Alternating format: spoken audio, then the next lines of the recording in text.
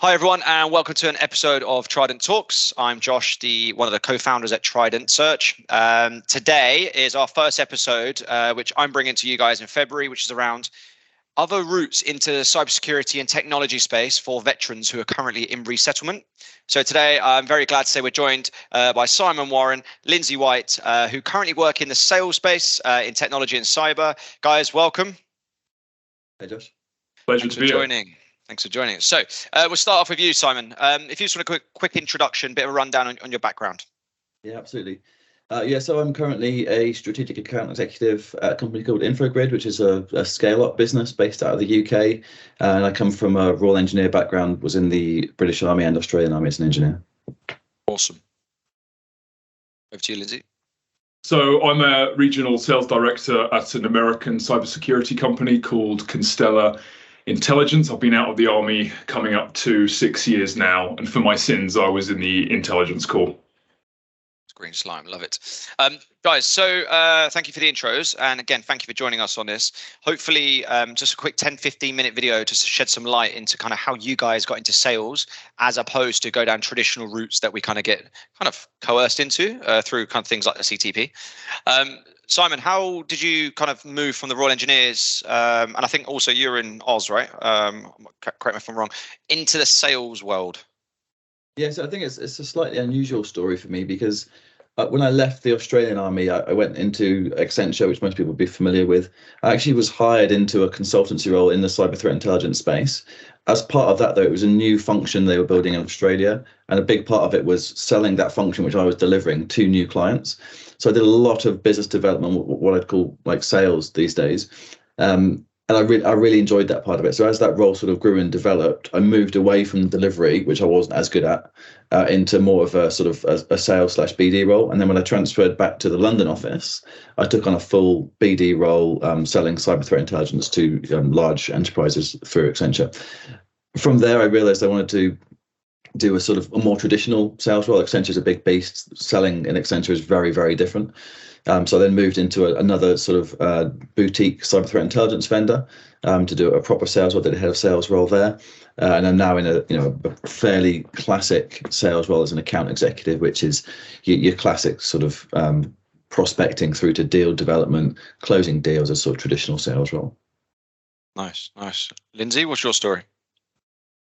Yeah, so frankly, I left the military because I wanted everything that was on offer outside of it. I didn't want a trace of what I'd experienced in the military in my new life, right? There's a reason why I wanted to leave. So a lot of the things and there's nothing wrong with it, taking the Prince 2 route and becoming a project manager at a large corporate, that it's great to do, but it just wasn't for me. I think I wanted to work with less immediate structure in my working life. I kind of had dreams of becoming an entrepreneur and had all these ideas flying around my head. And at the time that I was looking at resettlement, I had friends who were working in sales in London. There was the big fintech boom going on. So it was 2017. So you had like Monzo Bank was suddenly making all these opportunities available, to entrepreneurs, thinking like you could make boring technology quite exciting and quite sexy. So I was sort of attracted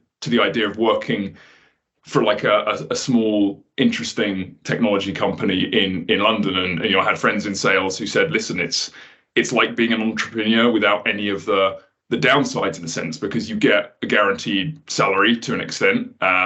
You work within a structure, but you are really expected to be quite independent and to go and hustle and to sort of, act like an entrepreneur. So those two things together really attracted me to sort of go into technology sales. I think, are they called the early learning contracts? I can't remember what they're called, but you get those credits. I think 100. The ELCs, yeah. ELCs, yeah. Enhanced learning credits. Yeah. Enhanced learning credits. So I think because I'd only done sort of 4 years, I was only entitled to like the basic one. So but basically, whatever the definition, I had about £100 from the MOD to play with to spend on some like resettlement activity, and I chose to spend it on like a 2-hour interview training session. The rest is the history. That kind of sort of opened some doors. I spoke to people in the network, and I ended up working at a small cybersecurity startup and cut my teeth, on the phones, and just hustling on behalf of a very small business, which was trying to make it big in the cyber world. Do you think it's hard to move into sales or to know about it as a career if you don't have friends in it, the obvious route, right, which is what you guys are saying in terms of networking and stuff? Because there are no like courses, there are no like, hey, go do this course and therefore you can go and sell a cybersecurity product. I don't think can there be a course designed, or do you think that's a reason why people don't even see it as like a pathway or an avenue unless you know people that are doing it? So I think that's part of it. I think the other part is the reputation of sales. To people who aren't familiar with sales, I had a call with someone last week who admitted the reputation he saw of sales was car salesman, and the delta between a car salesman and an enterprise account executive is enormous. It's a completely different skill set. It's a completely different paycheck. It's a completely different type of person that it attracts. So I think that is the biggest issue, is when people are getting out there. I mean, like you say, they're looking at project management, they're looking at logistics operations. They might be looking at sort of risk and security roles. It's very rare that people get out thinking, I want to be a salesperson. And I think that's partly because of their reputation. And it also it doesn't help that there's no sort of clear path to do this course and you'll be good at sales. But that's the same for anyone. Anyone coming out of university, they have to sort of gamble that they might be good at sales. There's no sort of clear career path for anyone into sales. But I think that's what makes it so good, because I can go in alongside someone who's got 15 years of sales experience and all sorts of spurious courses, and I can be just as good as them straight away. If I've got the right skill set, you don't need to have 15 years of experience. You don't need to have qualifications.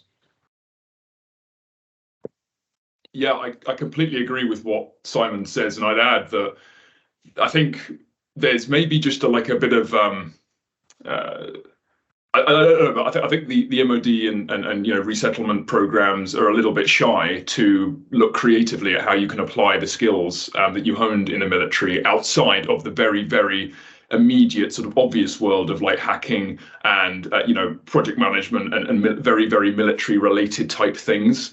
And I think because sales and sales process and the sales, the entire sort of sales job specification isn't something which immediately you can Control F, find a keyword in the job description of a soldier or a sailor, that makes it not worth looking at as a potential career choice. But actually, there's a lot of parallels. If you look at the kind of KPIs that we're held against in sales, so like the sort of things like how many meetings have you booked, how many calls have you made, how much money are you making for the business, sort of month on month, quarter on quarter.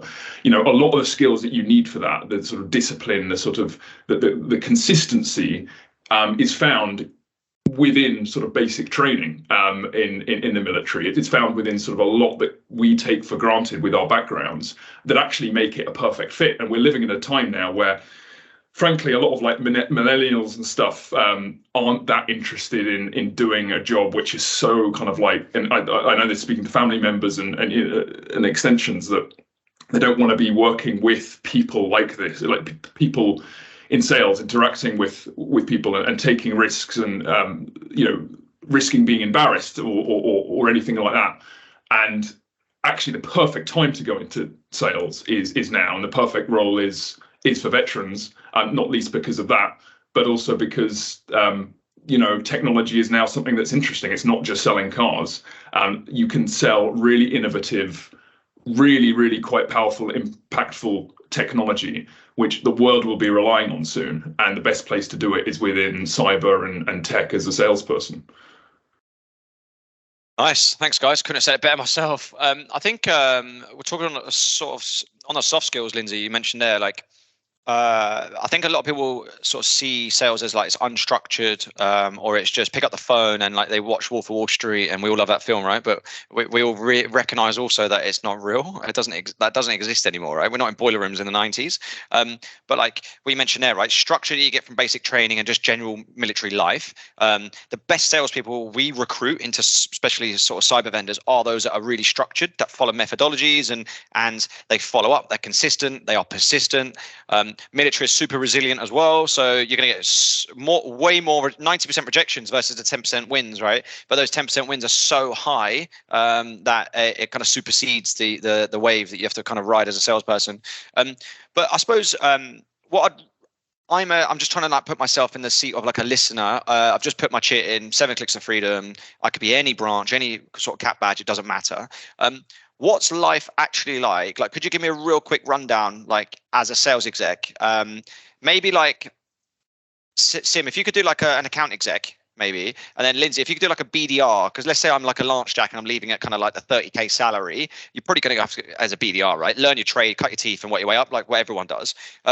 Lindsay, do you want to start at a BDR route and just kind of, I'm leaving now, I'm going to go and work for a big cyber vendor, let's just say, because they've got more opportunities and maybe more career pathways. What do I expect to do as a BDR?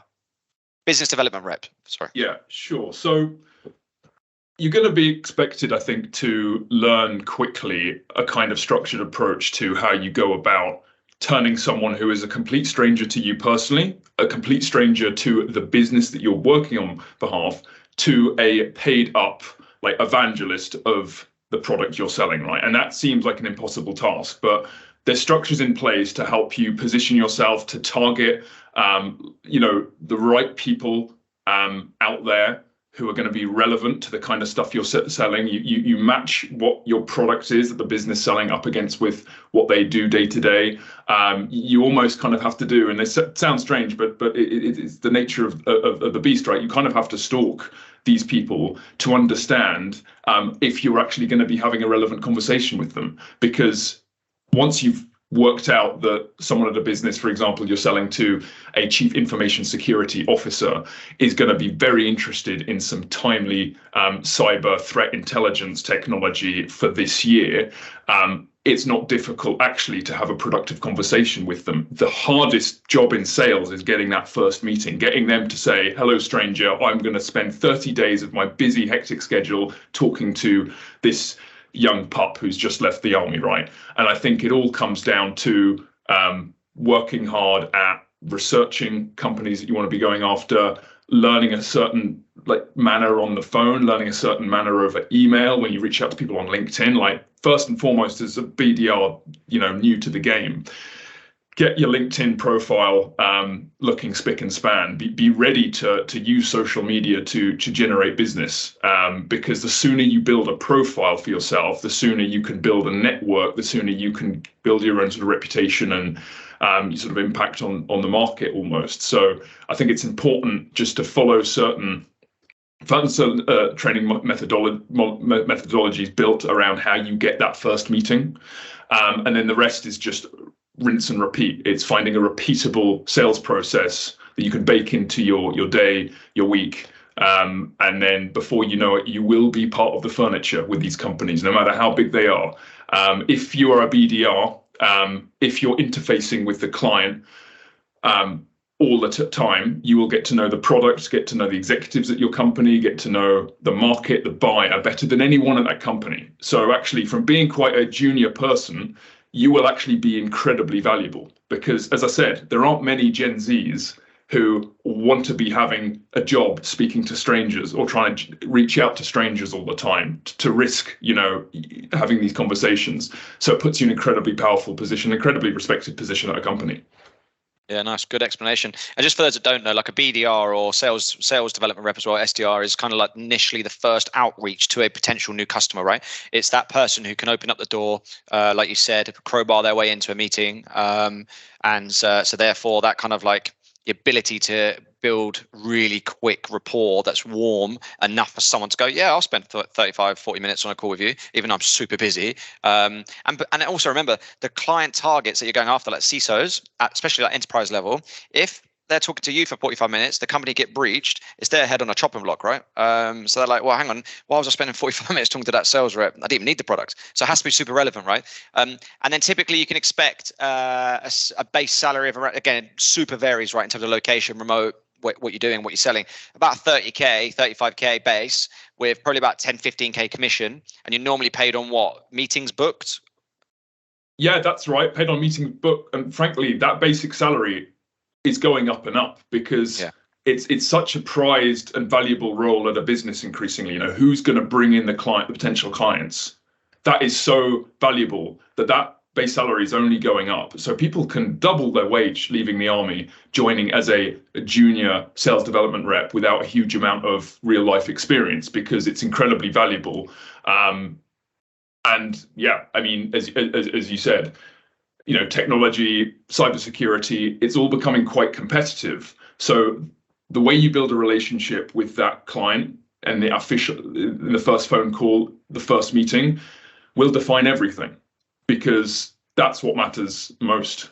Products can be built, products can be changed, but the relationship you build day one with that prospect, with that stranger, is incredibly impactful for the entire business. That's why salespeople get headhunted for their black book, right? Because they're like, well, you've got the network. They don't care where you worked. The people buy from people. So yeah, totally. Simon, what's let's talk about the level up from kind of BDR, so to speak, right? No disrespect at all. Account execs, what's the difference? What's the kind of differentiator there? Like, what do they do? I think that the biggest difference really is the account executives will take these clients through to closure. So they'll take the lead, the opportunity that the BDR SDR has brought in, they'll develop it, they'll build on that relationship, they'll write the solution, they'll price it, they'll maybe present it in person or virtually, or the proposal, and then ultimately be wanting to close it. So you want to close that business, bring that revenue in. But before I go on, it's worth noting that there's a really natural career progression from BDR SDR through to account executive. It's very normal if you stay in a business to naturally progress, and that can be quite quick as well. It can be, very quick would be 6 to 12 months, normally sort of 24 to 36 months. You'd expect that to happen, and it's because of what Lindsay already said in terms of you're building the same skills, you're building this relationship building skills, you're building confidence speaking, presentation skills. And the account executive is just the next level up, where you're doing, you might be presenting to a CEO or a CIO of a business with the solution that you've built for them based on the intro the SDR, BDR got for you, and then ultimately trying to commit them to close something and bring revenue into the business. So that's the main difference. In terms of the skill sets, it's very, very similar, a bit more on the sort of presentation front, because you're not just doing an initial call, you might be doing an hour, 2-hour presentation in front of a board, and then a lot more PowerPoint, to be honest, than you would do as an SDR or BDR. So writing nice proposals, and then also getting into the sort of the sales craft a bit more in terms of understanding what methodology is. And we use a challenger methodology. So actually building a proposal and a solution that really works for that client. Once you've got that initial intro, but you've then got to take it through. You can still be a long way away. It might still be 6 months from that, getting that lead from the SDR through to actually closing it. And there's a lot of work that goes on there, and we sort of alluded to it before, but the process is critical. So whilst you've got the target, which is closing and revenue, you might have your quota to hit, following that process and being methodical is really, really important, which is why I think veterans are so good at it, because you can stick to a process and you can follow it through to completion. Yeah, very good. It's worth noting also that you typically start kind of like the type of people you're selling to are kind of more mid-market, SMEs, kind of small, medium businesses. And then you kind of develop again as your career goes up. And I suppose your network grows as well, right? If you're firstly talking to a security manager, by the time your career goes, so does theirs. They're typically then a CISO. So then therefore you start selling into more enterprise, to thousands of users, which again take like, correct if I'm wrong, like a different type of persona as well, right? Slower, more methodical, more solution-based selling, and it takes longer to close. Yeah, absolutely. And that's very normal. Most companies will have something like a split, like a mid-market versus enterprise team. Mid-market is your small companies, enterprise is your big global Fortune 500 companies. And then, yeah, you're right. Once you get into the enterprise space, you might be working with 5 or 6 different stakeholders, all the way from C-suite down to individual users, finance people. You'll have a lot of different people involved, and you're having to get a lot of different people on board to get it across the line. But with that comes greater revenue, which normally as a salesperson means greater commission. And obviously your salary is going to track up pretty quickly as well, from BDR through to sort of entry-level account executive through to strategic or enterprise account executive. So there's more on the line. It's more challenging, but you're compensated as well. And we'll probably come on to that in a minute, but that is one of the best things about sales. You're compensated according to don't take my question, Simon. That's my next question. I totally agree, but it does also take a different type of person, right? Not some people just don't ever do enterprise. Some people love doing mid-market and doing like the high volume, quick churn, and still can make just as much commission. Enterprise is obviously high risk, high reward, right? Because it might not pull through and it's 12 months down the line. Go on, Lindsay. Yeah, just to add to that, I think I've spoken a little bit about how, you have to make a lot of calls and book a certain amount of meetings, but what attracted me to the job was, again, that kind of entrepreneurial flair, excuse me, that exists at all levels of a sales structure, from BDR right through to sort of sales director. Because I think, as Simon said, when you're working a really big enterprise deal, you're having to bring together lots and lots of teams at the client and your actual company as well, the vendor. So that kind of gives you, a little bit of taste of almost running your own business. But also you're doing that maybe, I don't know, 10 or 20 different times in different ways with companies that are completely different from one another. So if you're doing that, on a weekly basis, you're afforded a lot of independence by the company that employs you to manage those relationships, to foster it, to take a direction where it needs to go in a certain direction. And I think that kind of independence, it gets to a point where sometimes you might be like the position I'm in now, where I have one catch up a week with my boss. The rest of the time is me basically operating like an entrepreneur. And that's something that I know, exists sort of at all levels, really. So a really attractive part for me was that kind of entrepreneurial spirit being protected in every single role at a sales in a sales team. Nice, and that does segue us into the next question. What is the best thing about being in sales? So I think say it, Simon. It begins with M. Funny. No, I don't want to be quite so shallow, but I think it's the fact that you're so directly compensated and recognized for the work you do. If you are the best salesperson in a company, you will be the best paid person in your team. There's no question about that. But it also means that when you're struggling for motivation, or when you've got a particularly hard proposal you're working on, you know that if you do a good job, you're going to be compensated. It's almost the complete opposite of being in the military. You can be the best person in your troop or platoon. It doesn't really matter. You might get promoted quicker. No one's going to give you a certain amount of money at the end of the month to say, well done, you did a really good job on tour. Well, you will get a tour bonus, but yeah. But so that's what I find really exciting about it, because you can even work it out as you go. Like, if I close this deal, it's gonna pay me this much, which keeps you motivated. And also, if you're working for smaller companies, as we both are, you're having a really tangible impact on that business. If you close a big deal, it could be the difference between that company surviving and not surviving, going to IPO earlier, all sorts of things. You're having a really tangible impact on the company. And then the other really big things, which Lindsay has already sort of spoken about, is the flexibility. So that entrepreneurial thing, I just refer to it as flexibility. So my only KPI really is how much business are you closing. No one cares how many hours I work. No one cares about anything else, really. They care a little bit about sort of meetings booked and calls and stuff. But as long as I'm hitting my target, no one cares. If I want to knock off at 10 a.m., I can. If I want to work from France, I can.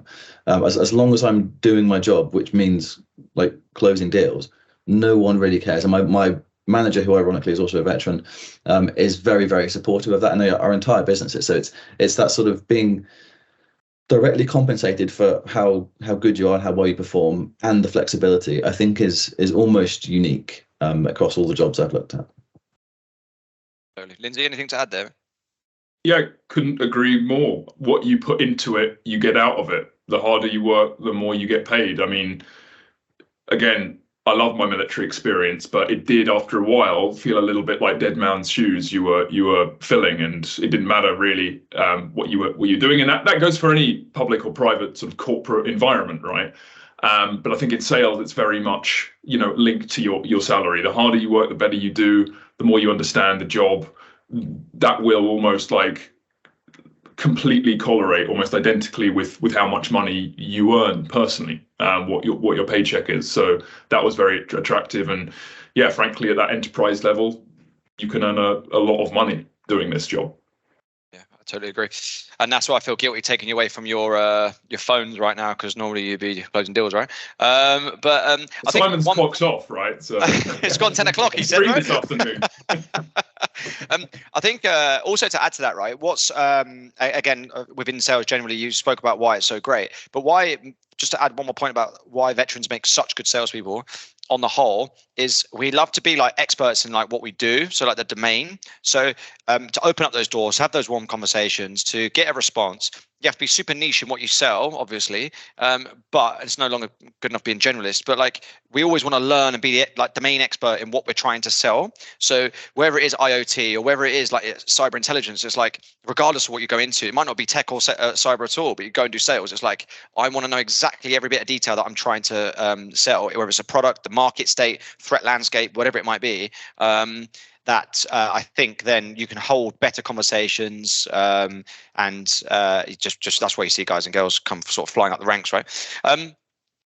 Just to kind of, again, because I've taken enough of your time and we mega appreciate you joining, for any kind of, Simon, if you want to start, any kind of final piece of advice for, I've just, again, put my 7 clicks to freedom in, I've got a year left of resettlement.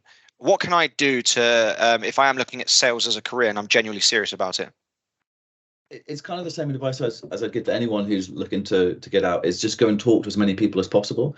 And I always welcome that as well. So if anyone who's listening wants to come and talk to me, just add me on LinkedIn, and I chat to people at least once a week, just so I've talked about my experiences, what my experience of sales is, my experience of different companies, but then do that to as many people as possible. And it goes for, if you look at project management, do the same thing, go and talk to someone who's a project manager. And the more people you talk to, try and get them to refer you to 2 more people, and just talk to loads and loads of people. And eventually you'll get a really good idea of, actually, I think I'd rather go in as a BDR than work my way to account executive, or I hate sales, it sounds awful. I actually do want to be a project manager. So I think that's, it goes for any sort of role you're looking at, really, is just talk to as many people as possible. And there's no such thing as a bad conversation. If you go and talk to someone who's in banking and you think that sounds dreadful, that's a good conversation. You've crossed banking off, don't worry about it, move on. Same with sales. If you go and talk to someone who works at Microsoft and think, God, that sounds awful, I don't want to work for a big corporation. Great, move on. You can narrow it down to, I want to work for a startup or a scale up, and just continue having those conversations. And each person you talk to is going to give you at least one little tidbit of advice. It might be a book to read, it might be another person to talk to, it might be another company to consider. And that's the same advice as I give to anyone who's getting out, really. Yeah, don't be scared of the network. Don't be scared of the network, the veterans network. I remember when I left, I was a little bit scared to approach people, even cold on LinkedIn, who had my background but were now in sales, just to ask if they'd give me 5 minutes to talk about what they do, and realized that they were really open to do so. And now I'm in their shoes, I'm really open to do the same. I think, I'd be dying to give my advice to someone who's considering sales as a career. So don't be afraid to reach out to someone, even if you don't know them, because if they've got your background, they will feel part of the same family. That's the beauty of working in a sort of veterans network. I mean, more practically, the advice I'd give is around LinkedIn. For better or for worse, LinkedIn is now the social media platform for business. So get one set up, start connecting to people start thinking about how you're going to craft, how you describe what you did in the military and that sort of thing. I'd say, talk to recruitment consultants who know the space and know your profile as well. That will sort of, fast track you to better, more appropriate sort of job opportunities. It's very easy to leave the military and without really knowing how the market works or knowing how the private sector works, because I'd never worked in the private sector properly before. It's easy to be tempted by a lot of the really sort of sexy companies like Google, Coca-Cola, and think, I could work in sales for them. It would be amazing, surely, with all the perks. But actually, from experience of people, indirect experience, people that I know who work for those companies, although they're great in some respects, it can be quite underwhelming and unfulfilling from a sales perspective. The real innovation is taking place in the sort of the business to business, traditionally boring areas of sort of cyber and technology. That's where some of the really interesting things are happening. And I could only have known that through my network who were telling me this. So that's one piece of advice I have. Often the best fun and the best money can be made in the sort of traditionally boring areas of technology, which are now no longer boring. And a lot of those big sexy logo companies are wanting to buy and invest and spend a lot of money in those sort of boring areas of technology, which suddenly are becoming incredibly important for themselves. So yeah, that's probably it. Be honest and upfront. Ask for advice from people who you may not even know, but who have your background, because they'll always be willing to help. And think seriously about the role, and what you want to do, what you want to get out of it. And by all means, pick up the phone and I'll happily talk through some ideas. Awesome. Thank you, guys. Again, thank you for coming on. I hope that anyone that's kind of watching, we've kind of peeled back the layers and exposed the life of a salesperson within technology, specifically cyber and IoT, and just kind of give some more transparency as to what's involved, like things like salary, the day-to-day structure, why veterans make a good fit within the sales world. We are seeing more and more people in resettlement looking into the sales space, and more and more companies, and especially tech startups, are taking a chance on, not even a chance, but taking on more veterans straight from the military as well. And hope it just gives a bit of confidence, right? That if this is a career that I want to choose, then look at you guys. You guys are doing pretty well. And if you think relatively short periods of time, like 5-6 years is in the grand scheme of things, right? It's not a great deal of time, but you guys are flying. So look, thanks for joining. It's been great having you on. Speak to you soon.